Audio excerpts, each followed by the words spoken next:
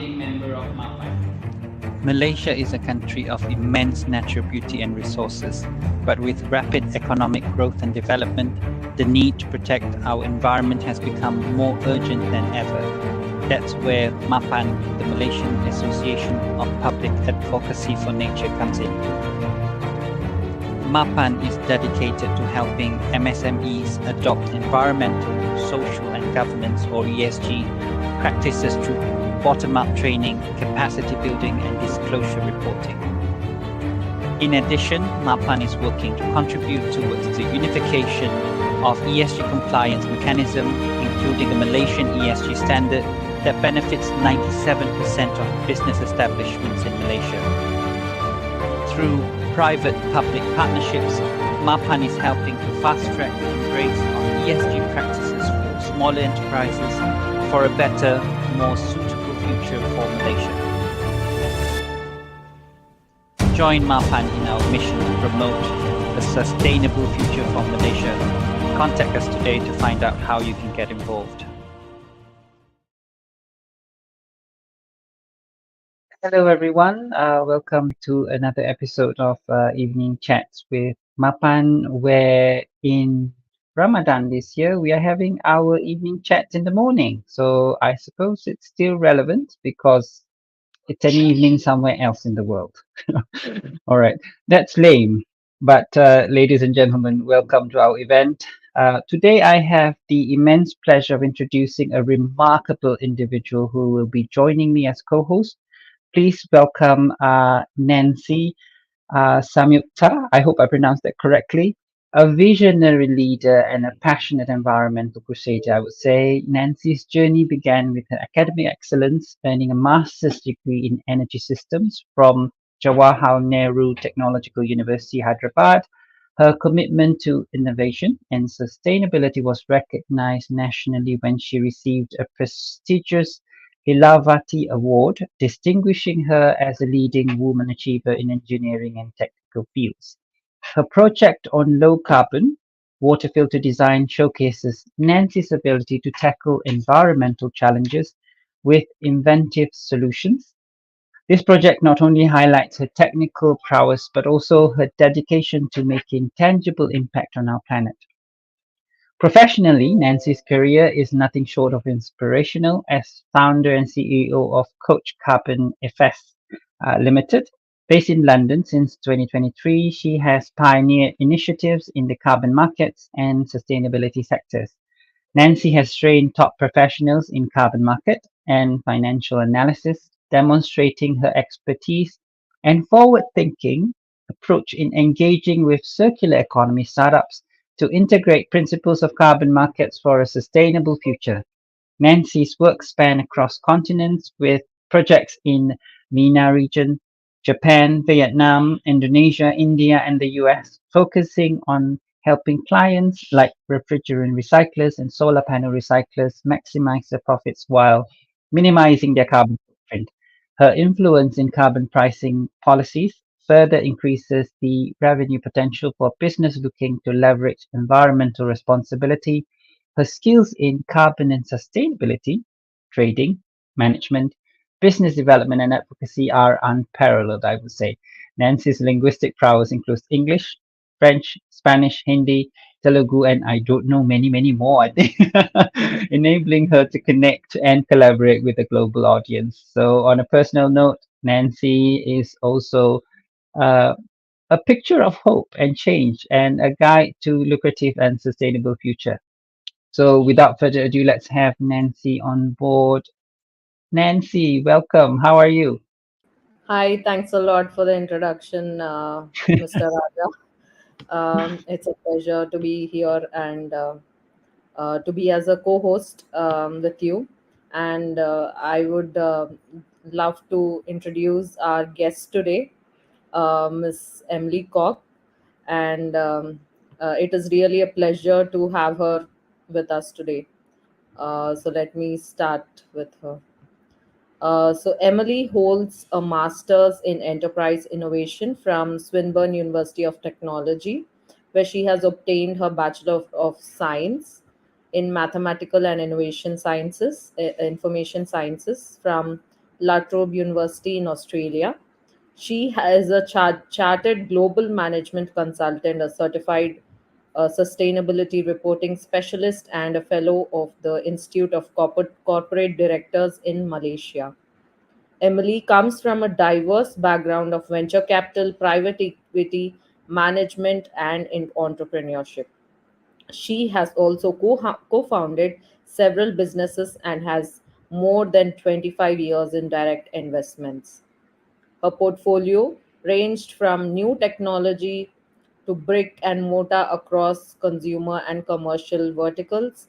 So she is quite an expert in founding companies.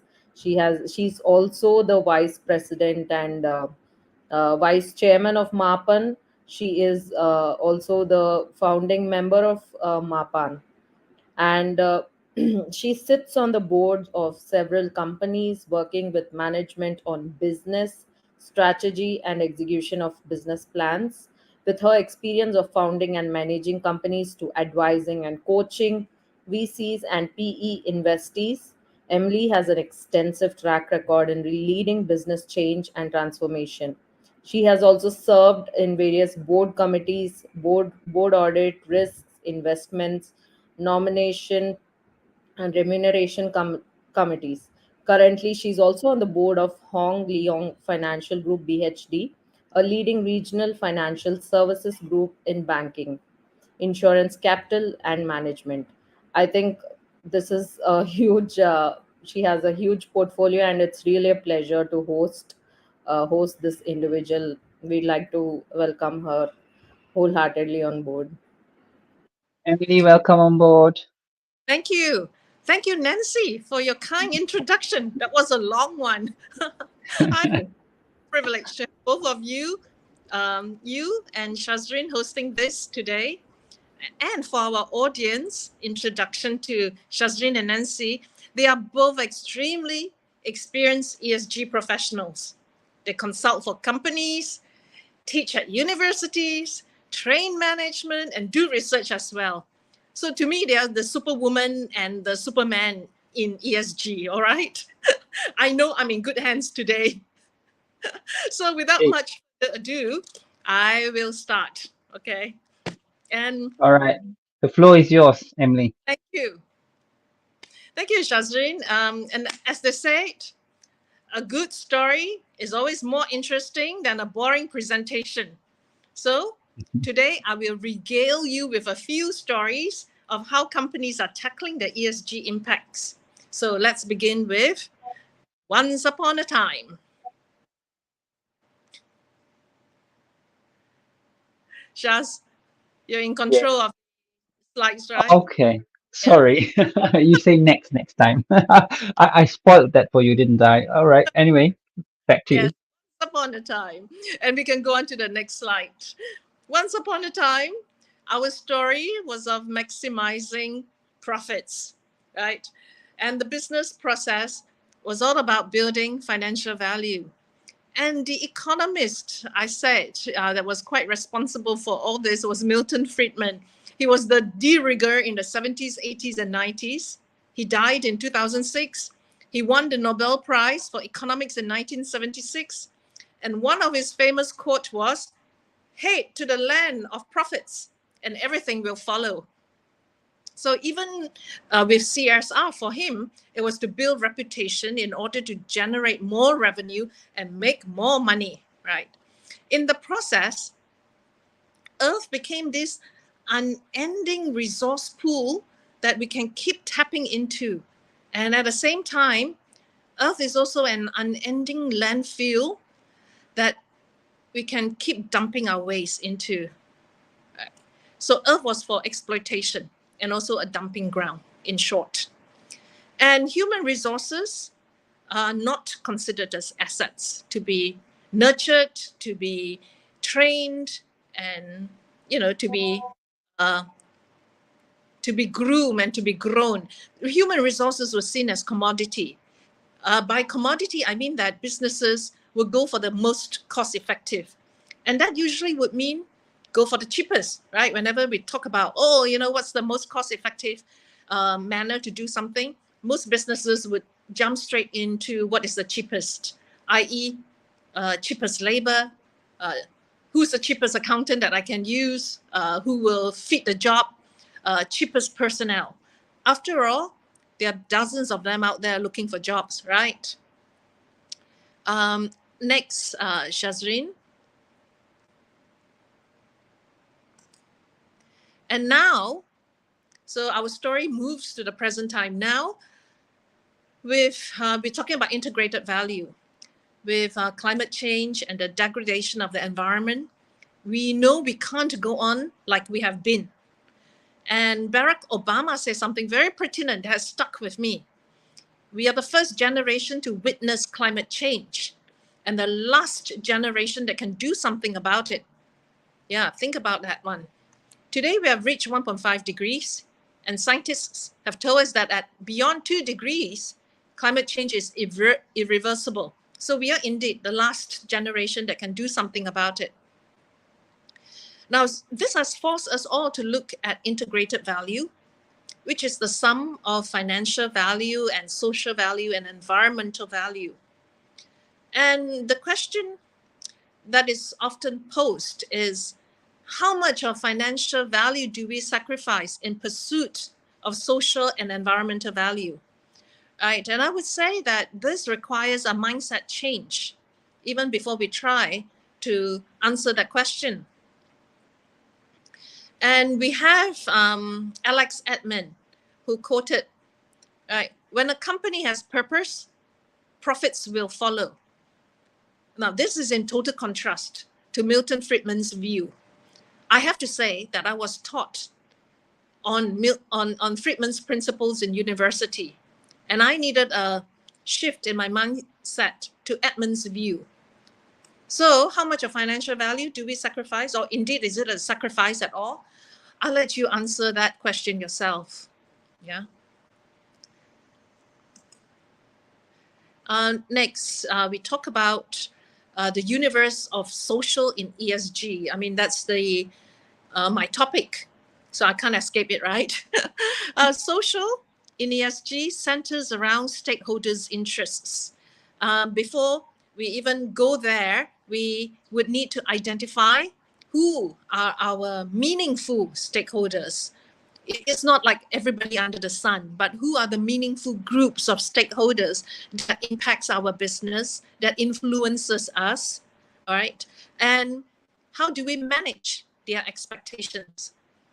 Overarching all this really is addressing short-termism in our decision-making process to one of building long-term value.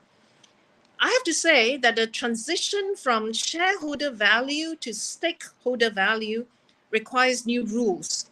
I mean, new rules for corporate governance and decision-making on corporate investments, which would incorporate both the social and the environmental dimensions. The old view is that this will all cost money, right, and reduce returns. Now, the new view is that this will preserve your investments and give you long-term returns. That is, you have to invest in the future to preserve the value of your investments today, right? That is the view that we are asked to look at, and I hope you'll be convinced that that will be your mindset change as well. All right, our next slide is on stakeholders. Now, stakeholders, they want to see different things. Different groups of stakeholders, have different things on their agenda. So when you have investors, they want to know how, what are the returns, of course, and how much money can they make. But they also want to know how long will the company stay in business, right? What is the point of investing today, make this much money, but the company may not be around in a few years' time, right? Because of ESG issues. So there is a longer term outlook to what investors are asking for as well. How long will the company be around? How long will it stay in this model of doing business, and how sustainable is the profits and that it is making? And as for consumers, they would want to know, where does my purchases come from? How did it find its way to me? Who made them? How was it made? And you can imagine the NGOs and the activists will want to know, what did the company destroy in the process of making these products? Did it do anything good for the planet, right? Did it help people in the places where it made money? And so I will want to highlight a certain Malaysian company to you, and that will be in my next slide. And this Malaysian company is in the general insurance business. It's called LPI Capital Berhad. The bulk of its business is actually done in Malaysia. It generates its insurance revenue, its premium, majority of it in Malaysia. It has 21 branches in Malaysia, 1 branch in Singapore, and 1 associate company in Cambodia. It has 827 employees as per its 2022 annual report. I wanted to share this company with you and to tell its story, because I was very impressed with how they went about identifying and manage and went about not just identifying but managing their stakeholders' expectations as well.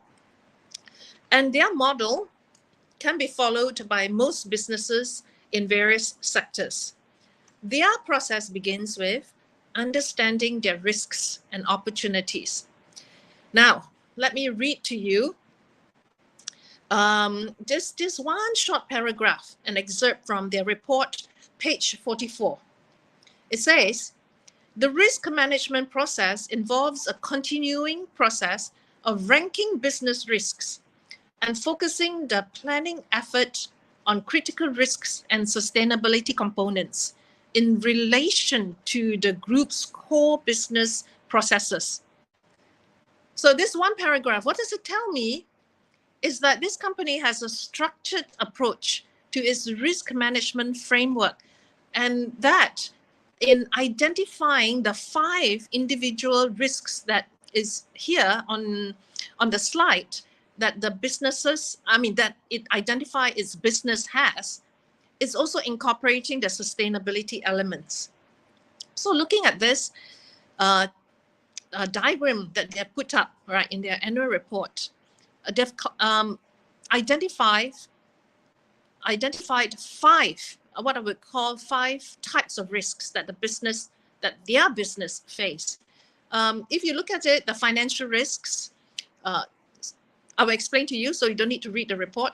The financial risks would be the risks in their assets. So any company who wants to follow this template, you will look at what your assets are. And because this is an insurance company, then the assets are, of course, the premiums that they collect, and from the premiums, they make investments into equity, bonds, whatever the investment portfolio is. So it's related to this assets, this financial assets that they have. So they call it financial risks. So in this, they have asset portfolio risks due to credit risks, market risks, interest rate risks, foreign currency, and liquidity risks, right?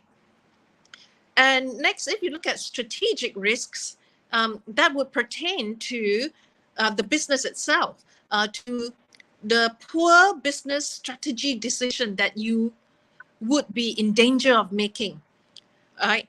And so I would say strategic risks would be things like your product risks, the product you decide to launch into the marketplace and the pricing you attach to them, right? So that would be a strategic risks, whether that's a good decision or a bad decision that you make for the company.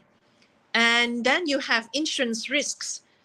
Because they're insurance company, their insurance risks here pertains to their actual product, the risk arising from their insurance business, like underwriting and claims. So if you're a business that wants to use this template, your insurance risks would likely be your product or your service risks, and whether it would what's the likelihood of it doing harm to the public, your product. So if you're a food manufacturer, how do you have instances where your food had triggered food poisoning, for example, right? So that would be your risks, your product risks.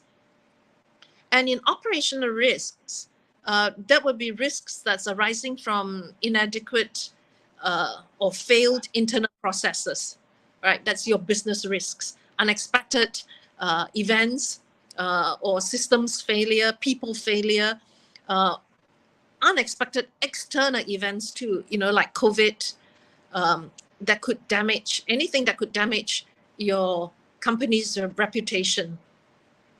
And lastly, they also identify legal and compliance risks. So these are, all of us would face that in the business. These are risks from breach of the applicable laws and regulations, right? So And Emily, I don't want to disturb your train of thoughts, but for our audience out there, if you do have questions for Emily, do post them onto the comments, and we'll try to get that to your questions. If we're not able to do it during this session, we will be doing it after the session. But rest assured, someone will address those questions that you have. So I have a question, although Emily, for you. Uh, mm, we're looking at this risk map structure that is applied by LPI Capital Berhad. What you're proposing is we can actually apply this structure for a company to be systematic in their approach to identifying their related risk. Is that what you're proposing? exactly. I'm proposing a structured approach, some sort of framework that we need to get started with. Often I meet businesses, especially in the SME space. They would tell me, where do we begin? Right. So I say, let's look at successful cases and see how they did it. Right. Let's not reinvent the wheel. Right. Let somebody else teach us. So instead of going by the trial and error method, which I see quite a few companies doing, and they're floundering, right? Okay, let's look at who's doing it right and see whether Big Brother can teach us there. And I'm saying that I was very impressed with LPI Capital, and I look at it and see that it can be applied. Their model can be applied, to other businesses in other sectors, not just in their particular sector in the insurance space. Thank you, Shazrin, for highlighting that.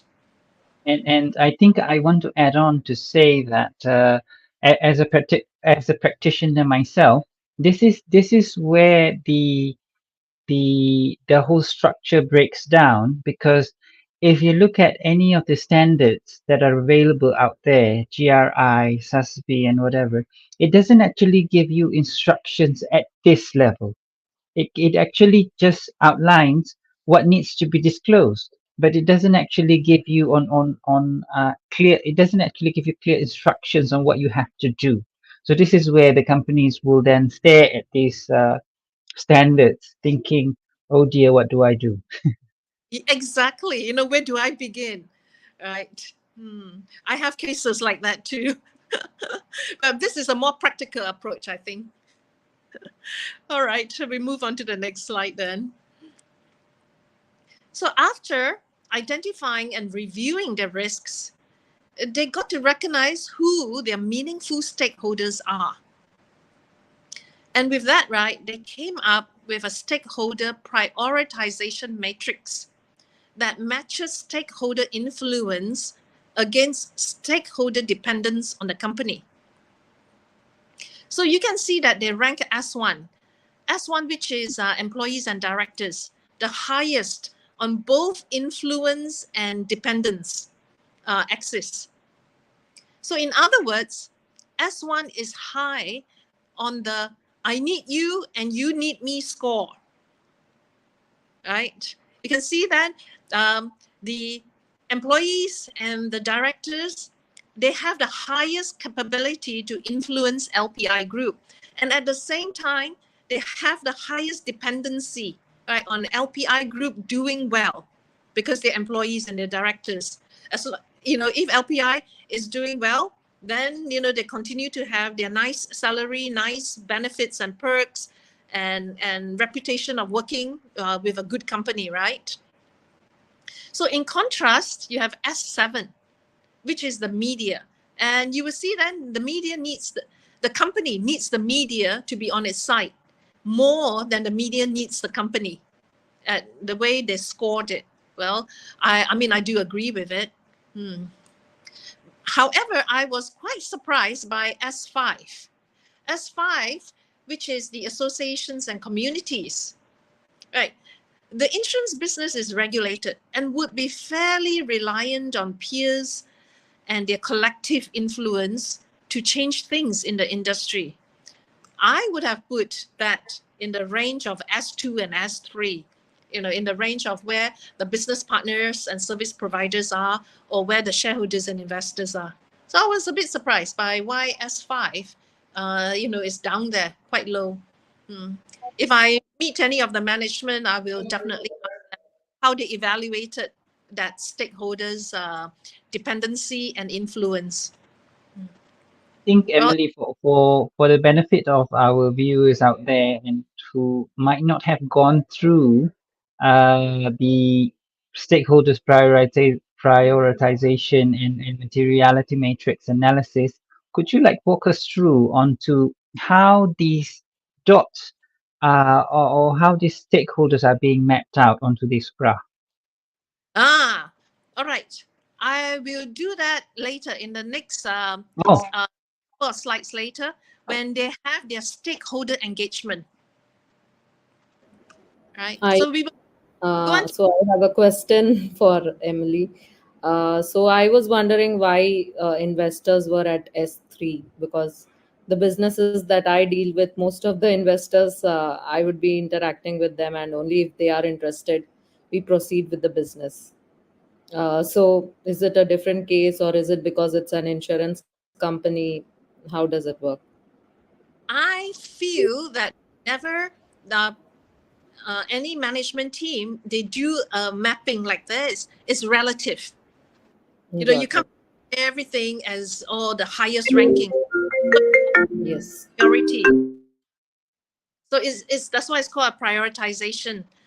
It's your priority, and to them, perhaps they have very good and supportive shareholders and investors. They don't need to spend so much resources and energy on convincing their shareholders um, and investors, right?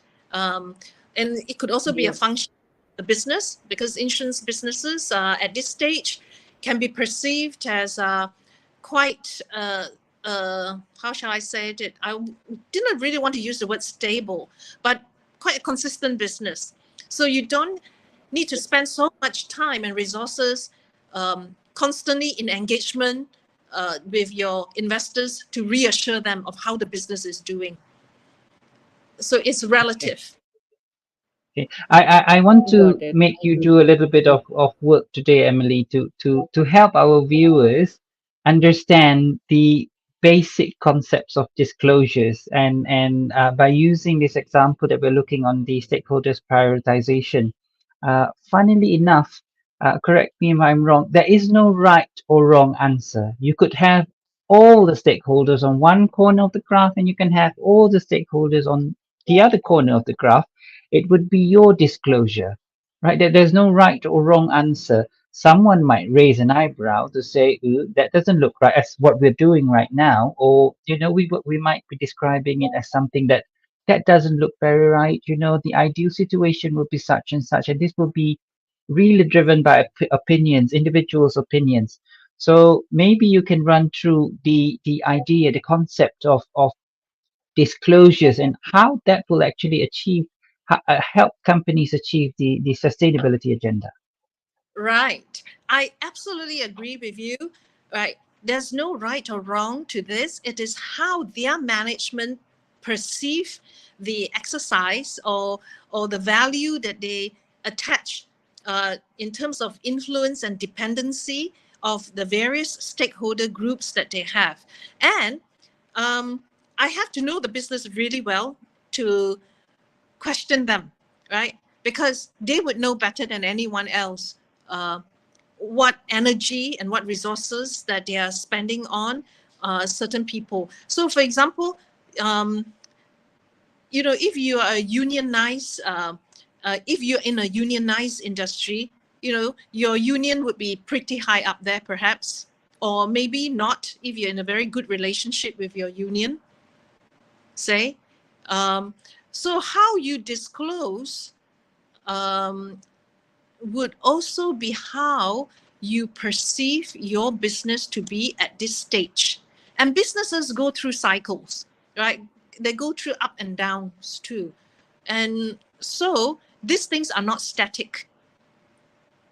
And it is for the audience to look at this critically, just like we did, when we say, hey, S5 shouldn't be so low down there, right? How come, it's there? And then as an analyst, you would question, right? And you would also be in discourse with the management of the company, especially if you're a shareholder yourself, right? You would be in discourse with the company to see how they're thinking about the business. And to follow up on what Shazrin is saying, the next slide actually gives you a better view on disclosure. So from that prioritization matrix, they consolidated with the company's overall ESG materiality matrix. Now we get to see the big picture, right? And how ESG impacts the company against the impact it has on the stakeholders. And again, we look at this critically. For example, we can see that the company considers anti-bribery and corruption as having the highest impact on its business, and at the same time has the highest impact on how shareholders would think of the company. And I have to say, I've seen a lot of annual reports, and not many people put that as the number one, right at the very top, highest, right? So this is their disclosure to you. And maybe you can gather that they have many cases of bribery and corruption happening, right? Maybe that is why they put it as the highest, because it's a real issue for them to tackle.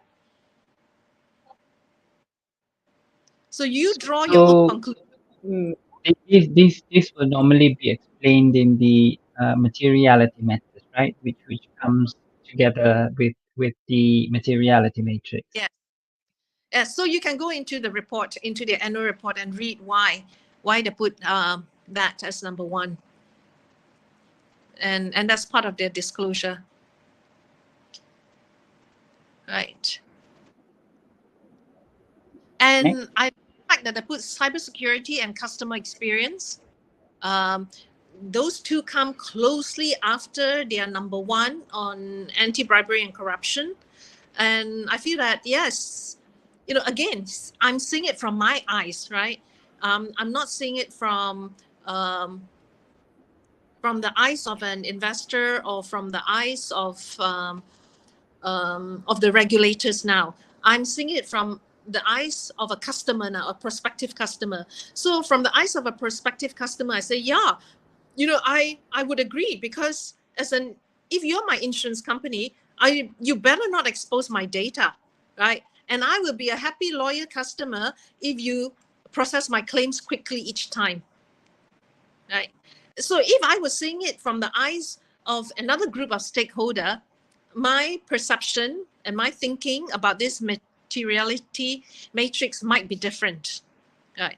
But I have to say that they got it pretty well thought out in this case, because this gives the big picture and it covers what most stakeholders would look at, not a particular group per se. So Emily, I've seen some other companies add further complications or features to their materiality matrix. I've seen companies that goes to do grouping beyond the E, S, and the G. Some of them put extra grouping into certain materiality topics that they have on their matrix. I've seen other companies also introduce level of impact by introducing larger circles, for example, to represent a more impact or more importance or more impact to the business and such. So as we go along, I could see that people are wanting to tell more information. They want to tell a greater detail of the story. They want the readers to understand. They want the consumers to understand where they're standing.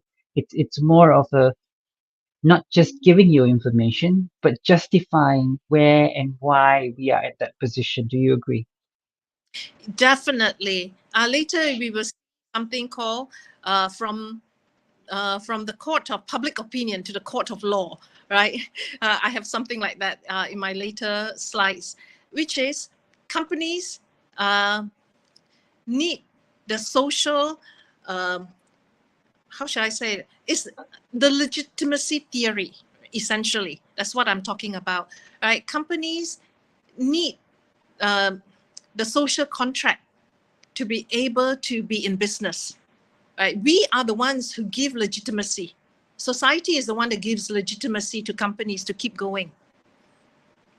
And so how we look at this materiality matrix is also to arrive at a conclusion if they've got it right. And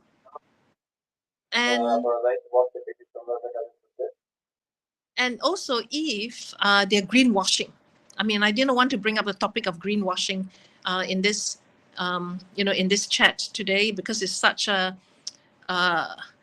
Positive, positive chat, right? A hot greenwashing. topic. On it will detract us and we will digress, right? So, okay, what I want to highlight is that when you say that you've seen a lot more components inside a materiality matrix, I want to say that once it get too crowded, you start to think, what are they focusing on? Can they focus on so many things? Even this one I thought was quite crowded because you look at it, how many articles is in there? Or rather, how many components? 5 plus 11, that is 16 plus 4, that's 20. That's 20 components, right? So that's to me quite a bit as well. But then it's okay because you would, as a management, then focus on certain quadrants, right? And in this case, they have shaded the deeper blue and the lighter blue. So I suspect then anything that is below that light blue from 4 downwards will get a little attention in the year. Okay, we will move on, and with the next 2 slides, we will answer your earlier question, Shazrin. Now, I would like to share with you how they engage and respond to their various stakeholders' concerns and expectations. This is an excellent model to emulate for those who need to get started or improve on their stakeholder engagement plans. You will see they've identified the stakeholders and what are the stakeholders' key topics and concerns. Right, and then they engage and how they engage with the stakeholders, and then what are their responses. And finally, they have the column value created. Now, I like that very much, that column, value created, because this spells out the outcome of their interactions with their stakeholders. And with that, did that create value for the company? Or did the interaction, right, with the stakeholder make things worse? You know, that can happen. And we've seen that happen often. Not every outcome can be a positive, value-building one. I mean, I have found myself in difficult employee union negotiations where things get worse, each time we meet.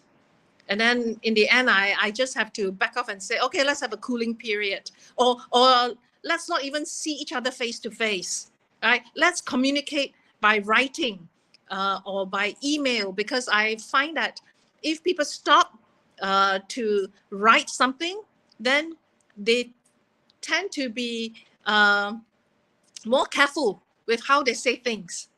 And they give a lot more thought, right, to what they're going to put down. And that actually helped. Each time we saw each other, it was like blasting from the hip, or is it blasting from the mouth? Yeah.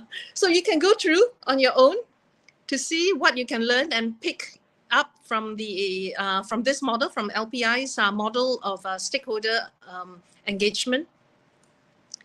It's in pages 127 and 128 of their annual report for the year 2023, their latest annual report. Okay, I'm very well aware that we're into almost 3/4 of our hour. So let's go on to the next slide. This is the next slide. You want to go further up? Yes, further up, because this slide you've shown, is a continuation of how they engage with the various stakeholder group, and they had something like 7 stakeholder group. Now we move on to the next case story or next case study. As I promised you earlier, it would be all about stories. We go to the world's largest glove manufacturer now, another homegrown Malaysian company, except that this story is very different. Top Glove was the darling of the KLSE during the start of the pandemic, and at one point, its capitalization on the KLSE was the highest. I mean, wow. It was above the likes of Maybank and Public Bank. And it being a commodity manufacturer too, I would never have imagined that Top Glove would be would be the highest valued company on the KLSE, right? And so it went into a spate of trouble. And you note that the ban came from CBP, not the FDA and not some health agency on its product quality. So when it's border control, it would be migrant and labor related. So these newspaper clippings I took from the years 2020 and 2021. And then that's where I wanted to share earlier, note the headline, from the court of public opinion to the court of law. This is to say that the public has already judged you. Right. So studies show that if you lose the loyalty or confidence of 20% of your investors or customers, it will be extremely challenging to recover. But Top Glove did recover, I have to say. And as usual, if you read, they would not admit wrongdoing until at the very last when they are proven to have committed a breach. The chairman alleges activist sabotage, right? And a company rep who went to court pleaded not guilty. Yeah. So moving on to the next slide, we'll see how they did. So after remediation and putting right all that has gone wrong, the US CBP, lifted its ban on Top Glove's entry into the US in September 2021. But that was not the end of Top Glove's woes. So even though they have been admitted back into the US market, right, they were kicked out last year in August 2023. They were kicked out of the MSCI index, which means Top Glove is no longer in the radar for global funds which are looking at Malaysian stocks to add to their portfolio. And at the same time, Top Glove's planned listing, a dual listing in Hong Kong, has been put on the back burner indefinitely. And so if you're telling me that all this are not worth investing into because it eats into your profit, and what financial value, are you sacrificing in order to create social environmental value? I think the financial impact, was very, very damaging, for Top Glove. Now, in the same year that the ban was lifted on Top Glove, in the same year, 2021, when we see Top Glove being allowed back into the US, we have Supermax in the spotlight in the UK. And two other Malaysian glove manufacturers too were in the spotlight in the UK, Hatta Lega and Kosan Rubbers. Now, concerned groups wanted to sue the UK government for buying from Supermax, right? Because they're saying the UK government is doing harm. You're doing harm by buying from a supplier who uses forced labor in his manufacturing. So you note that it is not just about your business operations, but also the harm that you do in your business relationships. You know, that's what the public was telling the UK government, right? Yeah, you didn't manufacture the rubber gloves, right? So you're not in the wrong, but you're in the wrong because you're buying from somebody who is doing harm, right? So your business relationship is doing harm. So this is known as salient human rights. And salient human rights are human rights at the highest risk of negative impact from a business activities or relationships. So these issues will lead to litigation, reputation damaging campaigns against you, disruptions and delays to your business operations, and all this increases the financial impact, right, of your company. And so we move on to our next slide, where all these companies are saying,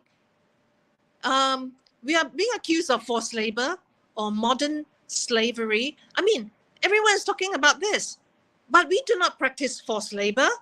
And we are also following Malaysian law. And indeed, you know, in Malaysian law, we have the Federal Constitution, we have the Anti-Trafficking in Persons and Anti-Smuggling of Migrants Act, and we also have Employment Act 1955. Our laws do cover forced labor to some extent, and that's my keyword there, some extent. Yeah. Now let's look at what the international law on forced labor says. So if you look at that, Article 2, you will see that the ILO, which is the International Labour Organization, which is a UN agency, has this Article 2, and it was ratified by Malaysia in 1957. It says, all work or service which is extracted from any person under the manners of any penalty and for which the said person has not offered himself or herself voluntarily. So I like to break it down, you know, because it's a short sentence, but, you know, a lot of people read this. Only lawyers understand a sentence like that. People like you and me, we don't understand. We need to like sit down and think about it for 5 minutes, right? So all work or service, this would include the informal and irregular sector. And by that, I mean even, you know, the mom and pop who sets up a nasi lemak store by the roadside and they have wonderful business and then they employ somebody to help them, right, with the selling and the packaging, or the housewife who has been contracted by some company to do some weaving or sewing for them, right? So these are your informal and irregular sector. And in another word for it, these are your unorganized economy. Right, and this also include the gig economy. Manners of any penalty, so this would include threats and coercion. And voluntarily means free and informed consent of person to enter an employment relationship and to leave at any time. All right, so now we got that defined. Let's move on to see when we breach this law. And here we have the forced labor indicators. And these are the 11 forced labor indicators as identified by the ILO. Now, can you identify which ones that Top Glove fell foul of? Right, when we look at it, 11, Top Glove actually breached majority of them. Abuse of vulnerability, yeah. You have migrant workers who just came and they probably didn't know the language very well. They're quite helpless and vulnerable. You took advantage of that situation. Yeah. Deception, it probably happened. You know, deception is when the recruitment agency back home tells the Nepali worker that they're going to go to Malaysia and work for company A for this much money. And then when they arrive, they found that yeah, they're working for company A, but it's not for so much money.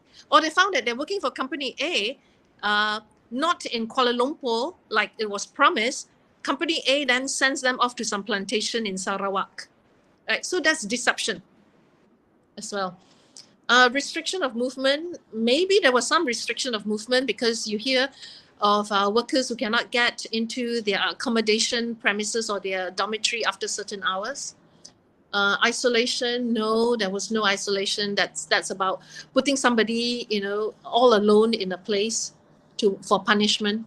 Physical and sexual violence, there was none of that, no mention of that in the Top Glove case.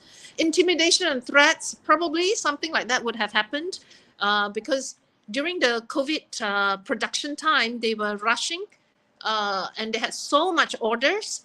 People had to work excessive overtime, like 16 hours a day, 30 days in a month. There's like no day off. And you probably will get intimidated with warnings like, you get sacked or you won't get paid or if you don't comply with these working hours. Retention of identity documents. Now, that happens a lot.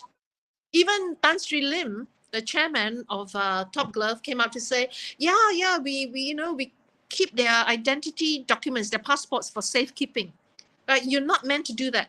You can't even do that for safekeeping or whatever your intentions are.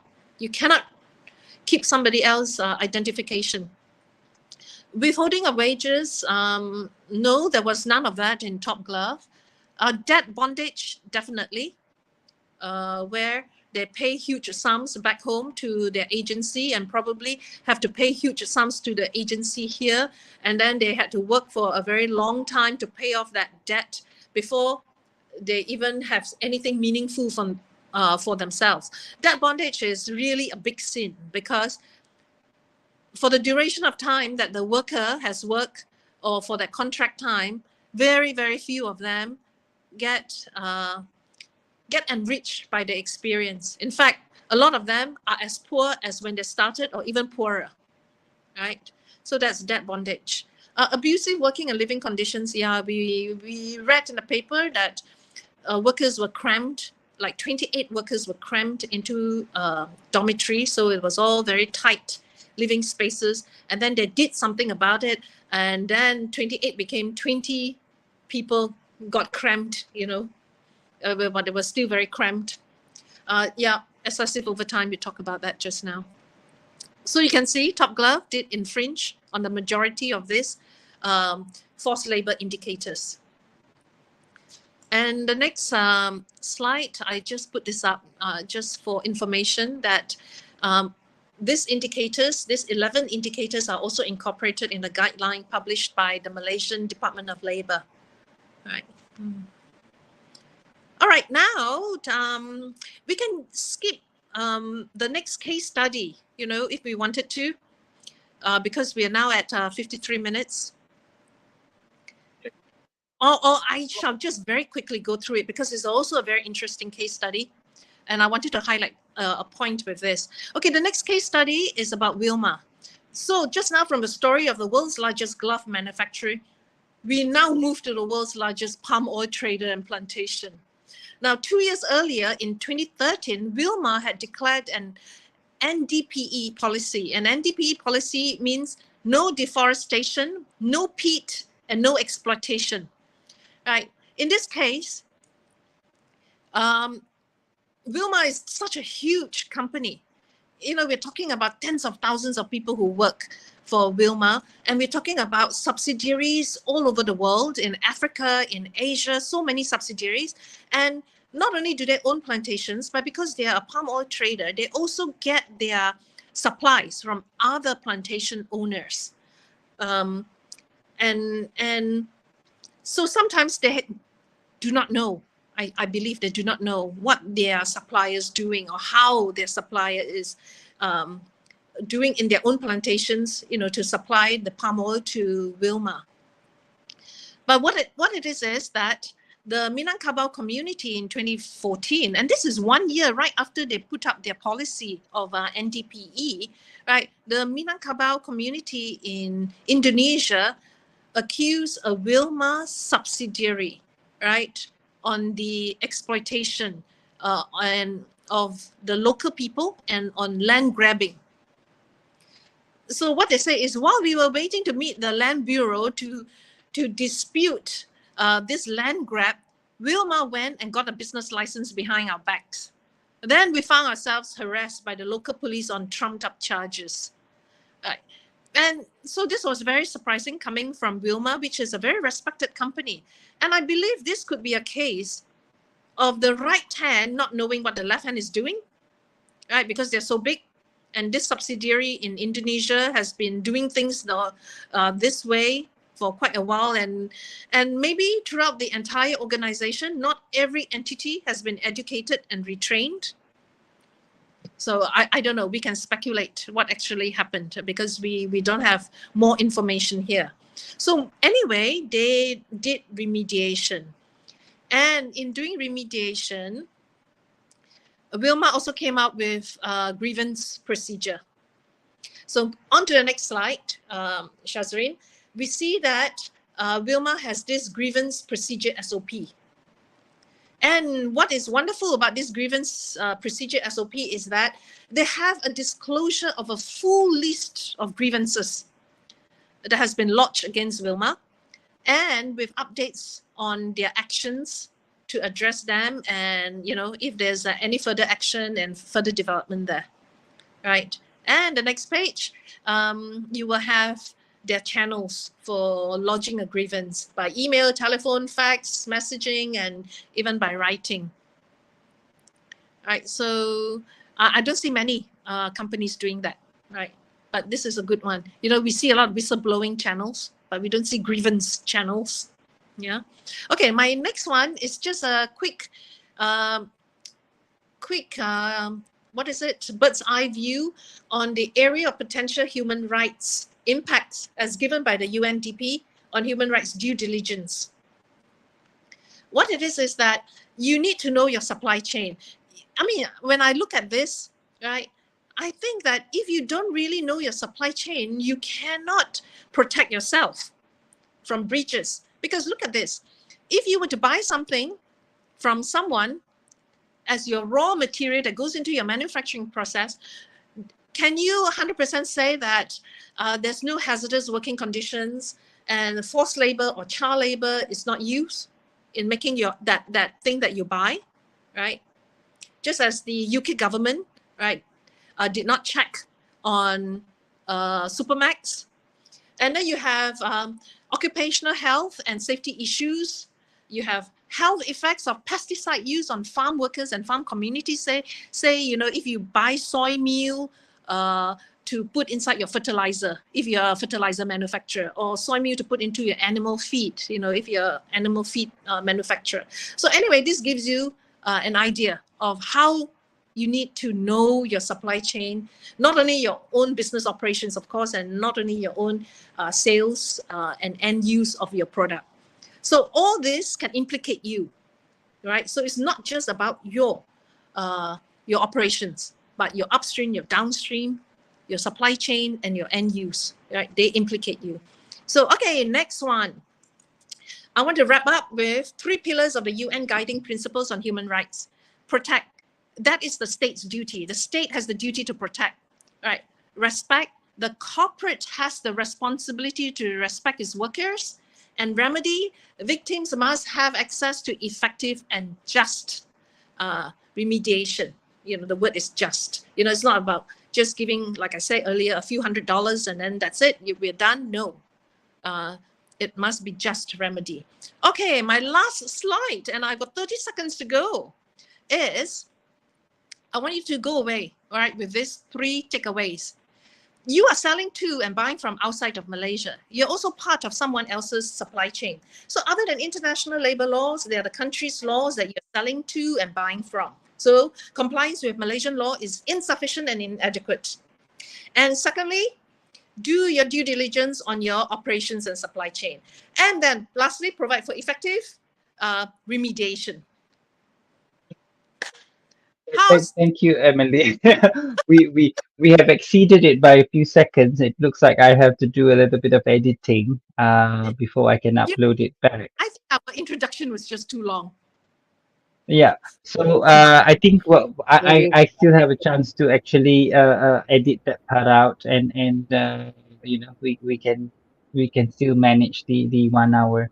So uh, any last words, maybe just from Nancy and then from Emily, then we'll close the session. Nancy, you first. I think it's a wonderful lesson for me. I've learned a lot today.